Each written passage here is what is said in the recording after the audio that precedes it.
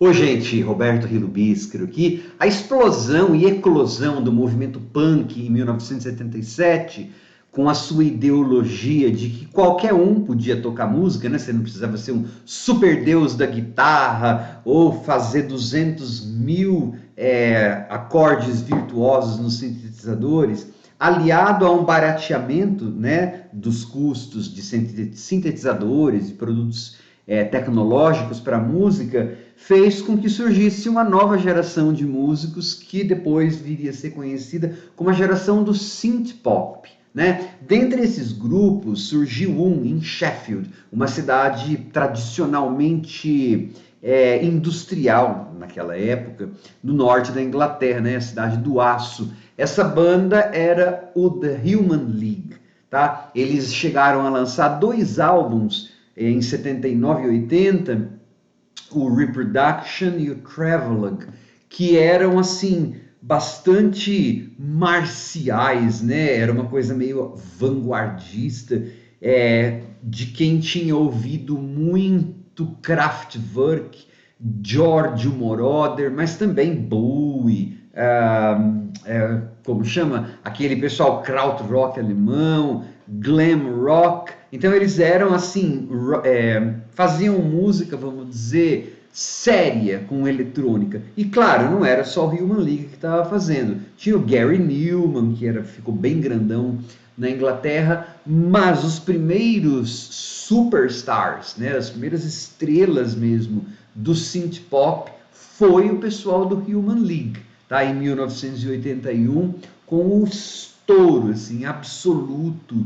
e até então quase que sem precedentes para aquele tipo de música, quase que então sem precedentes, não, totalmente sem precedentes para aquele tipo de música, que foi o álbum Dare, né, que saiu em outubro de 1981. Esse álbum tem o clássico Don't You Want Me, né? No, Don't You Want Me, que é, na verdade, a história do filme Nasce uma Estrela, Star is Born, o dueto lá, mas a gente vai chegar a isso depois. Hoje eu vou falar um pouco sobre as condições de existência desse álbum, né, que é um álbum que eu amo em todos os acordes. Antes de continuar, gostaria de convidá-los a se inscreverem no canal Robertando, curtir os vídeos, compartilhá-los, agradeço bastante. Bom, esse álbum nasceu de uma grande briga e de um grande momento de temor, né, e de necessidade pelo qual o vocalista Phil Oakey passou. Porque é o seguinte, como eu falei no começo, o Human League lançou dois álbuns mais vanguardeiros, né, o Reproduction e o Travelogue, só que em 1980, dois dos membros fundadores brigaram com o Phil Oakey e tal, e saíram da banda para formar o Heaven 17. Ficou o Phil Oakey, que era o vocalista, e um cara que ficava projetando slides, porque como eles eram fãs de ficção científica, então apresentavam slides e tal. O Phil Oakey, além de não ter os músicos, ele era um cantor, e na verdade ele tinha sido meio contratado mesmo como a cara da banda, né? O cantor, ele conseguia cantar, uma voz de barítono, assim, bem escura, e naquela época ele tinha um visual meio andrógeno e meio influenciado pelo glam rock, então ele era a carinha do grupo. O cabelo dele aqui era nada, né, raspado quase, e aqui tinha um monte de cabelo, assim, usava uns brincões, cheio de maquiagem, e ele ficou então sozinho, e começou então a recrutar pessoas. O Ian Burden, tecladista, e além de tudo, a banda, né, o que era o Human League, estava imersa em dívidas, porque eles não faziam sucesso. A Virgin, a gravadora, pressionando para ter um álbum, algum sucesso, um single de sucesso, para dinheiro. E aí o Phil Oakey não tinha ninguém, né? Então ele começou a recrutar pessoas. Duas das pessoas que ele recrutou, no começo foi a coisa mais impensável. Ele foi a uma boate em Sheffield que se chamava Crazy Daisy. Tava tendo uma noite futurista. Então imagina, né? Todo mundo vestido de Kraftwerk e de Gary Newman. E aí ele viu duas meninas adolescentes, estavam no ensino médio ainda, viu aquelas duas meninas dançando e chamou-as para ser backing vocal da banda. Elas inclusive eram até fãs do Human League, diz que tinham até tickets para a turnê do Human League, né? Elas entraram numa banda que não estava existindo. Tá? Tanto é que, por exemplo, quando foi gravado o Dare, né, o álbum que a gente está falando aqui, ele foi gravado entre março, levou 6 meses, entre março e setembro de 1981. As meninas estavam fazendo os exames do ensino médio, os exames finais, então tinham que levar as meninas de ônibus para a escola, eles estavam gravando em outra cidade, voltavam para a Sherpa para elas fazerem as provas e depois voltavam para o estúdio. Foi uma boa decisão do Phil Oakey, porque em termos vocais, dá um dos muitos contrastes dessa obra-prima, que é o Dare, é o contraste chiaro-escuro, né? É a escuridão barítona do vocal meio pretencioso do Phil Oakey com a Chris. Bom, eu falo cristal porque as vozes delas são de menina, né? Mas assim, é aquela coisa bem punk, não treinada. Mesmo o vocal de Don't You Want Me, você percebe que é adolescente que está cantando com ele, é uma adolescente não treinada em canto. Mas dá um contraste legal, né? De claro e escuro, que as vozes daquelas meninas são bem mais claras, elas são mais alegrezinhas, tá? E aí então eles tiveram que chamar um produtor, né, mais experiente, porque os músicos tinham saído para formar o Heaven 17. Então eles chamaram o Martin Rushent, que tinha um estúdio melhor, levou os meninos para gravar no estúdio dele, estava mais acostumado com tecnologia, e começaram a trabalhar no repertório que viria a ser o clássico álbum Dare. Antes de falar que é Ouse, eu não vou poder tocar aqui, mas a capa do Dare é isso aqui, tá? Que foi literalmente chupada de uma capa da revista Vogue, da edição britânica da revista Vogue, no final dos anos 70. Inclusive o Dare, diz que da capa da Vogue, era também escrito em cor-de-rosa. Então você vê aqui, tá tudo, né? É uma coisa bem pop. O que aconteceu com esse álbum que fez com que, inclusive, os fãs de primeira hora do Human League detestassem o álbum, falassem que a banda se vendeu, tarará, é que deixou de ser só vanguarda para ser um álbum majoritariamente pop. Por isso que eles se transformaram nos primeiros pop stars da era do synth pop. O Gary Numan fazia sucesso também, não foi igual ao sucesso do Human League, do álbum Dare. O álbum Dare, ele foi gestado numa época em que um álbum ainda tinha condições de moldar muito do meio ambiente cultural da época. Hoje em dia, 2023, é praticamente impensável um álbum fazer isso, porque o mundo é muito fraturado, tem muita coisa acontecendo. Na época dava, né? O Dare, ele ousou e mudou o panorama da música pop da época, tá? Então, tanto é que quando o Dare saiu, a sociedade, o sindicato dos músicos britânicos detestou o álbum e fez propaganda contra, porque como tinha muito sintetizador, os sindicatos dos músicos disse que os músicos iam morrer, iam ficar obsoletos. Em 2023 ainda a gente tem música, né? Mas enfim, o Martin Rushent e o Phil Oakey e o Ian Brody e as meninas começaram então a produzir este álbum que usaria muitos elementos pop, mas que tem um miolo, ele tem um núcleo que é bem escuro, bem sombrio. Tem uma canção que chama Darkness, In Darkness, tá? Tem uma canção que fala sobre o assassinato do Kennedy, que é o Seconds, né? Você gastou segundos, você levou segundos para tirar a vida dele. Mas assim, o que tinha de novidade nesse álbum? A novidade cultural da garotada que produziu esse álbum é que realmente eles misturaram elementos pop do ABBA e tudo mais com o que havia de mais moderno em tecnologia de música da época e com música de gente que fazia música eletrônica. Então, claro, Kraftwerk, né, os alemães do Kraftwerk, algumas notas e acordes repetidos, aquilo é puro krautrock alemão.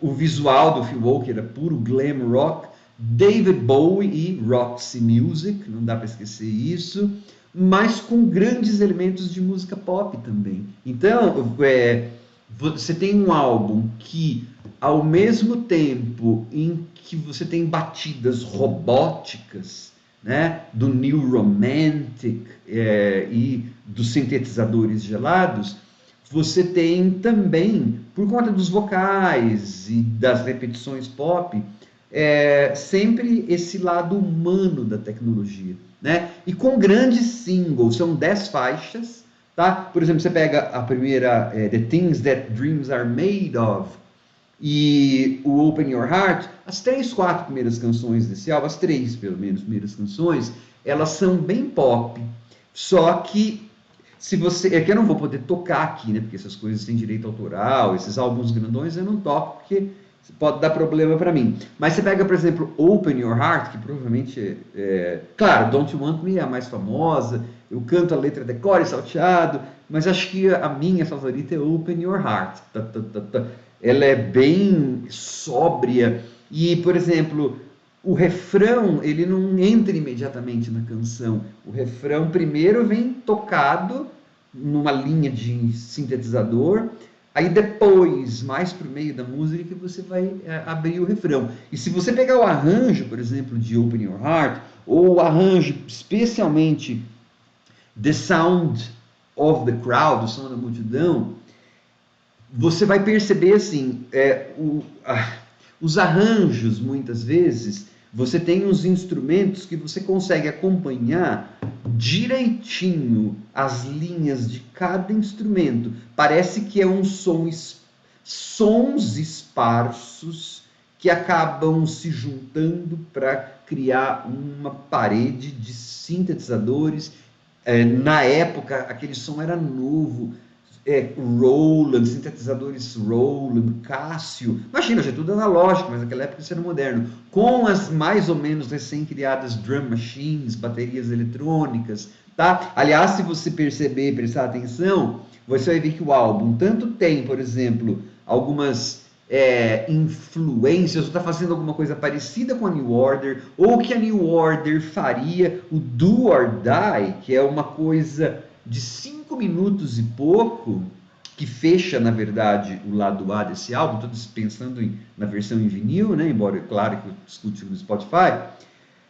O Do or Die é praticamente uma mini sinfonia synth pop com quase 6 minutos. Tem um extenso pedaço ali que é instrumental e que você percebe, a New Order faria coisa semelhante depois. Só que, ao mesmo tempo, você tem pedaços da bateria, por exemplo, que parecem coisas pós-punk, que a New Order e a Joy Division fazia na época, né? Então, ele é um álbum que aproveita coisas de pós-punk, de New Romantic, de pop, e usa isso de forma gélida. Os teclados são gélidos, só que quando você faz isso em música pop, né, com melodias pop, com aqueles vocais contrastantes do Oakey com as meninas, você acaba humanizando aquele som, tá? Então é um álbum, como eu falei, tem hora que você pega,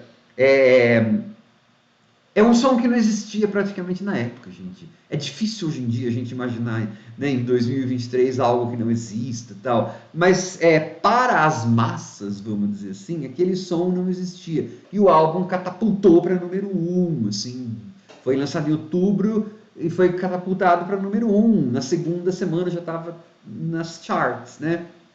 Só que, como eu falei, ele tem um pedaço. Você tem Darkness, por exemplo, o próprio título já está dizendo, né?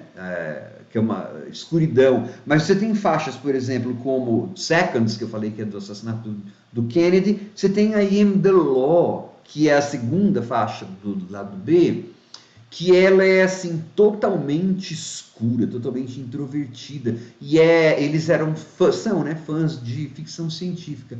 I Am the Law é uma coisa de um futuro distópico, onde parece, o narrador parece que é um policial dizendo que ele é a lei e que ele vai proteger você, e por isso que ele tem que fazer todas as coisas que ele faz. É como se estivesse falando de um estado repressor, né? Tanto é que esse lado B do álbum abre com uma vinhetinha, chama Get Carter, que na verdade é um pedacinho da trilha sonora de um filme britânico de 70, 71 que se chama Get Carter. Eles pegaram a linha só, acho que de piano, e tá tocada só no sintetizador. Parece a abertura de um filme distópico de ficção científica, tá? E aí, é claro, né? Você tem neste álbum o grande hit, tá? Que é Don't You Want Me? Oh, Don't You Want Me? Dos karaokês. Mas olha onde essa faixa tá, gente, em termos pensando no vinil, mesmo aqui no Spotify. É a última faixa, foi a última faixa do lado B, porque era a faixa que o Phil Oakey achava que era mais fraca do álbum. E a gravadora, a Virgin Records, quis lançar isso como single. No começo o Phil Oakey brigou, mas ele teve que deixar a gravadora lançar o álbum, e é o single que mais vendeu do Human League. Na verdade, é uma das faixas que definem os anos 80, sem exagero, né? Tem tudo quanto é compilação, os melhores anos 80, porque o Don't You Want Me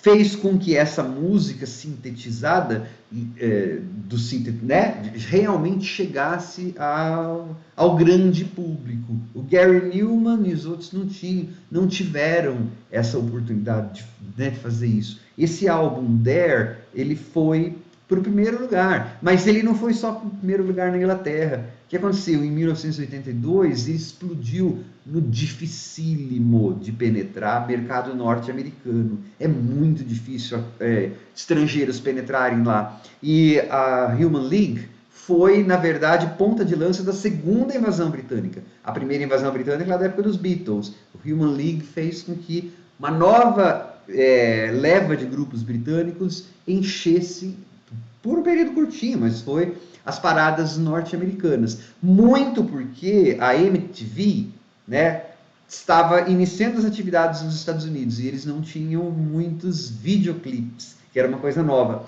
O Human League tinha.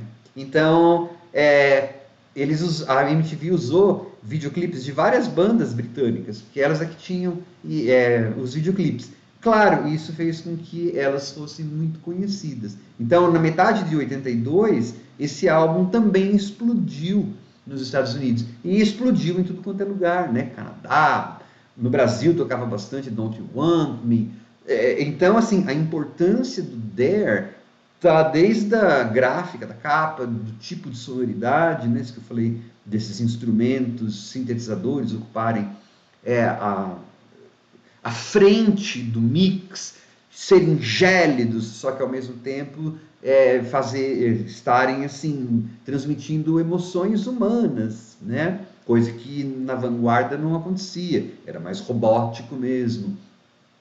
Esse álbum, pra vocês terem uma ideia, trouxe tanto dinheiro para Virgin Records que você pode, sem dúvida, assim, falar que salvou a Virgin Records da bancarrota. Eles estavam em falência praticamente, estava no caminho de ir à falência a gravadora, a Virgin.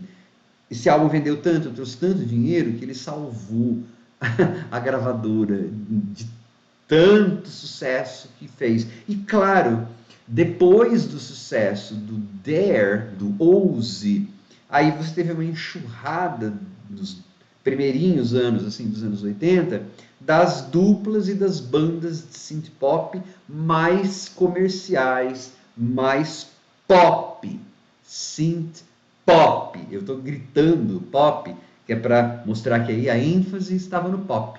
Por isso que, como eu falei no começo do vídeo,